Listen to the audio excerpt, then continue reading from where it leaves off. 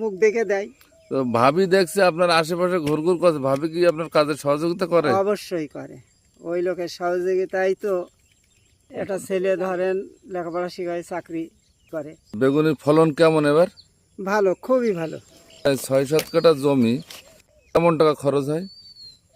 খরচ বেশি হয় নাই, তো সপ্তাহে একদিন দিতে হয়, 1 ঢম করে লাগে। ওতেই বেগুন মাসে 4 ঢম, 450 টাকা নেয় তেলের দাম। এতে খুব ভালো ফলন আসছে বেগুন। আমি দেখিনি এত সুন্দর বেগুন আমার বয়সে। কতদিন অন্তর তোলেন ফলন? ইয়ে সপ্তাহে প্রতিদিন তুলি এক হিসেবে। তো কতটা করে ওঠে?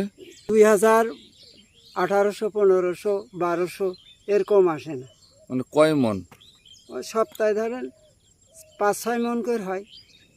তো এবার তো বেগুনের দাম ভালো পাইছেন, হ্যাঁ, দাম পাইছি ভালো। তো মোটামুটি তো ভালো ইনকাম আশা করা যাচ্ছে নাকি? হ্যাঁ, তা যাচ্ছে।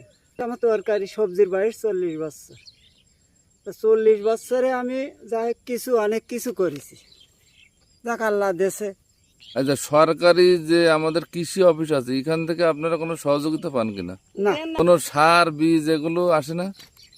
আসে, তবে আমরা সেই পরিমাণ পাইনি। কিছু পান? কিছু পাই, ওই বীজ, পেঁজির বীজ দিয়েছে।